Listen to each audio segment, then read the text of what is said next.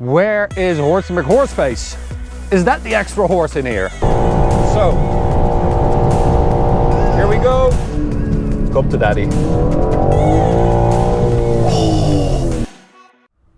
What's up, ladies and gentlemen, and welcome to this POV review by AutoTopNL. My name is Max, and today we are taking a look at the all-new 2021 BMW M4 competition. That means that we've got an automatic gearbox and 510 horsepower. Now, we have done a review on the M3 competition already, and there are a lot of similarities, as you know. I mean, it is basically the same car with 2 doors less. The differences are really small. So today we're going to check it out, check out the spec. I'm going to show you a couple of differences with the M3, and we're going to maybe also try to compare it to a couple of other cars, because this being a coupe, I think it fits into a completely different segment altogether than the M3. Even though it's basically the same car, they have to compete with different cars. So that's what we're going to focus on today. We're going to take it for a drive towards the Autobahn for an Autobahn blast. So today we've got an M4 competition in Sao Paulo yellow, which is a new color for these cars. Yeah, what can I say? It is, of course, this is completely up to you if you like it or not. I don't really like it, but I can imagine that if you live in LA or in Miami or in any other like tropical sort of place with a lot of palm trees and a lot of blue skies, I think this would kind of work. Here in the Netherlands or in Germany, I don't know. It's not really my thing, but I guess in the right like environment it could work really well. I do like that BMW have introduced quite a few new colors for these cars, and they pop. They all pop. They're great colors, like Isle of Man green. I do like the array of different colors you can select, and that's even before you go into BMW individual colors like we have done with our BMW M3 in Zanzibar. So this is just a regular M4 color. Now this car also has the carbon fiber exterior package. You can see that because it has these air intakes here down low with carbon fiber inlay or inserts. Really cool. Of course, we've got the black grille with the beautiful indentations in the hood as well. Again, the more I see this car, the more I love it. I don't know what you guys think, but I think it would be interesting to hear in the comments below. Let me know. So we've got the regular competition wheels, the two-tone, so with the silver and black, with carbon ceramic brakes. Freaking awesome Brembo carbon ceramics. They are so freaking good. They are legendary. And we've got the Michelin Pilot Sport 4S tires, which are also awesome. Absolutely awesome. So I said this in my M3 review as well, but I still don't like this plasticky bit. I think it should have been carbon fiber with the exterior package. Anyway, carbon fiber roof as standard on this car, of course. Carbon fiber spoiler is part of the carbon exterior package. So is the diffuser. And we've got the quad exhaust in black, of course. Now, the M4 compared to the M3. Of course, this is the biggest difference, obviously. And I actually thought that the body wasn't that different from an M440i. So of course this is completely different, but actually it doesn't share any body panel with a regular 4 Series apart from the boot lid. So this is the only part. So this is also wider, especially wider than a regular 4 Series, and this is too. So even though it doesn't have the same like chunky wide body look as the M3, which I absolutely love, it is wider than a regular 4 Series. And of course, we also have these rear lights. That's also a big difference with a 3 Series. That's actually how you can tell them apart at night if you're behind them.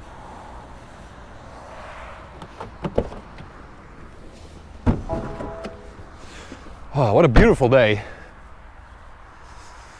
for an M4. So in here we've got the S58 inline 6 twin turbocharged engine, 510 horsepower and 650 Newton meters of torque, linked to the ZF 8-speed.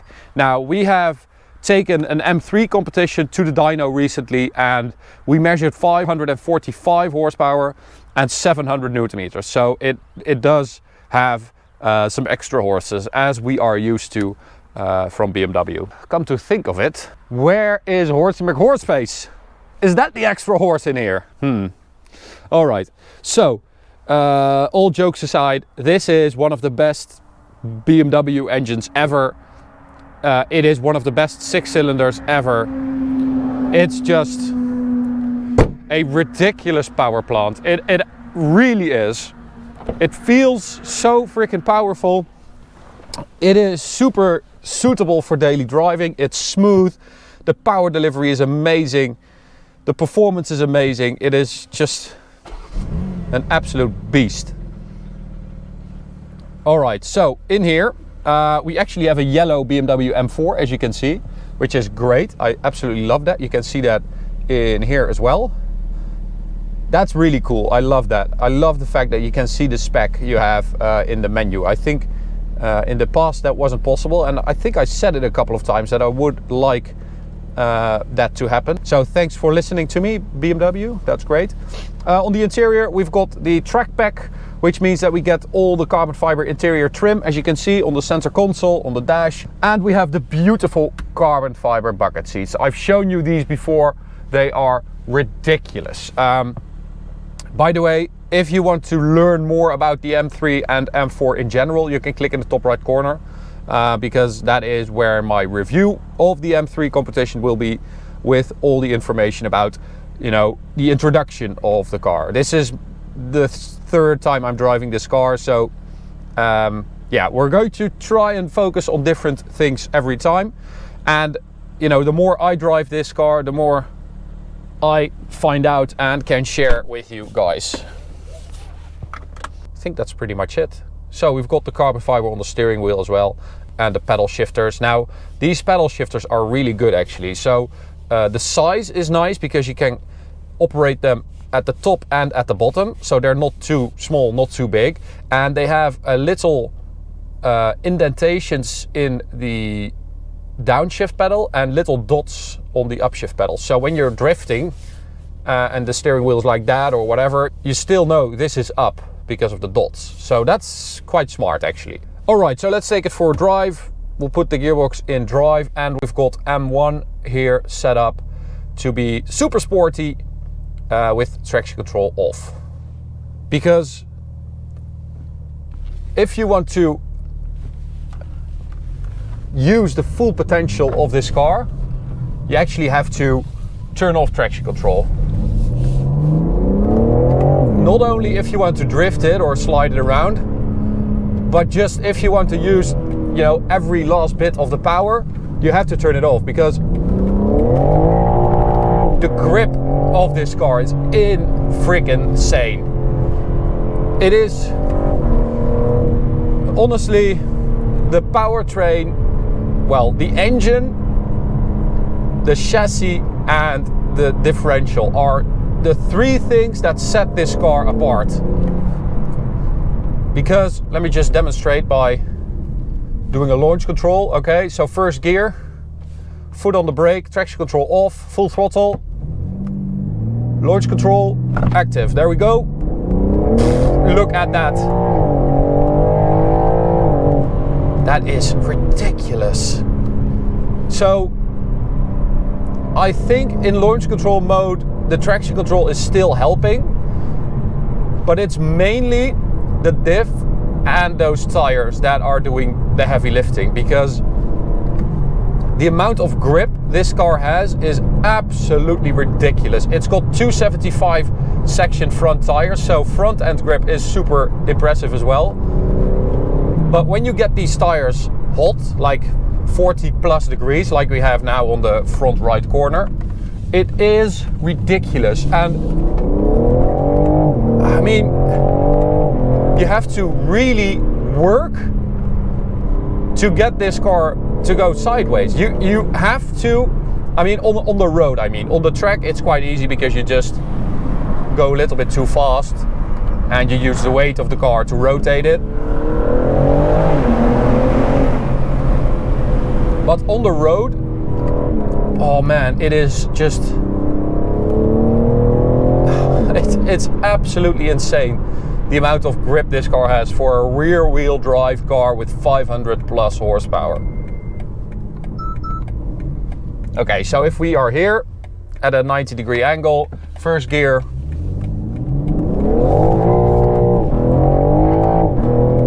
still, that's not that big of a slide because it just grips. It's absolutely ridiculous. Oh man.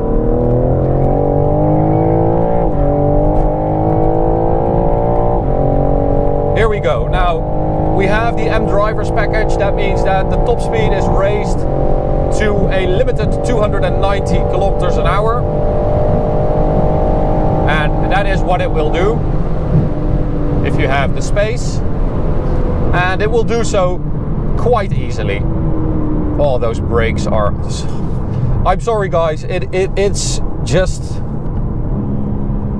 It's so amazing, this car. And there are, of course, there are a few things that I don't like about this car, but in general, every time I drive this car, I'm just so impressed by how good the chassis feels, how insanely well they've been able to hide the weight, because this car weighs 1800 kilos and that is quite a bit. It's about the same as an M3, so there's really no difference. But if you compare it to, say, a Mercedes-AMG C63S Coupe or an Audi RS5, I just don't think that they are in the same league anymore. I really believe that this M4 G82 is closer in comparison to a Porsche 992 911 Carrera S. Because it handles so well, it goes so well, it just feels like a true sports car. And I think that is pretty insane, that you have the need, you feel the need to compare it to a freaking 911, an M4, a 4 Series, a BMW 4 Series, comparing it to a 911. But it's that good. Oh. Now the gearbox, as I said in my M3 review, the automatic 90% of the time it's better than the old MDCT. But when you're on it on track or on the Autobahn or on a beautiful B road, I actually think that the MDCT is better. So, here we go. Nearing top speed.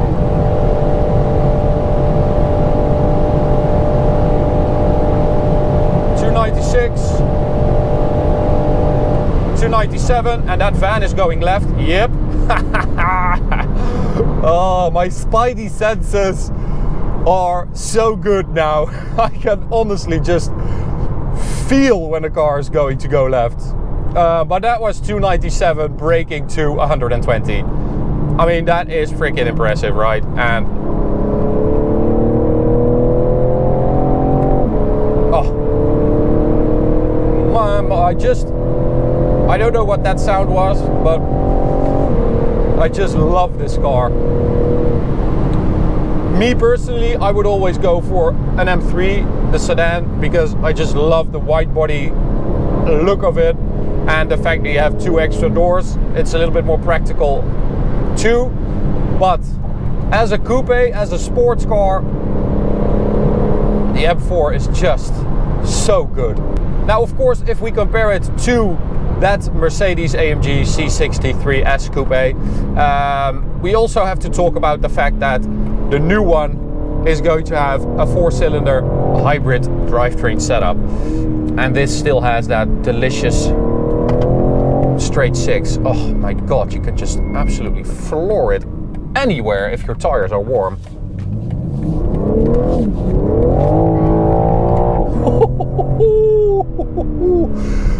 Oh, come to daddy.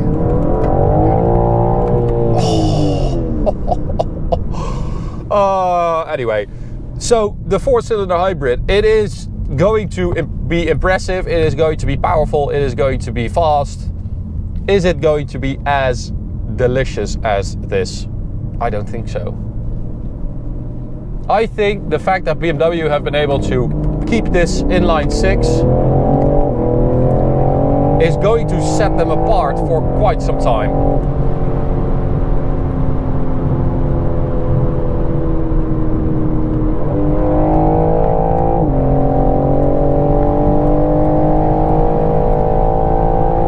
Because this engine, the potential that is here, I mean, we know that there is so much more power in this engine. We drove that X3M competition by BK Performance with 757 horsepower.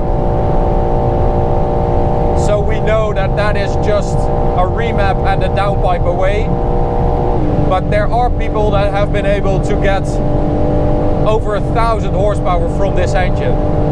So it has some perspective for the future still. This is probably going to be in the next M5 as well, this engine.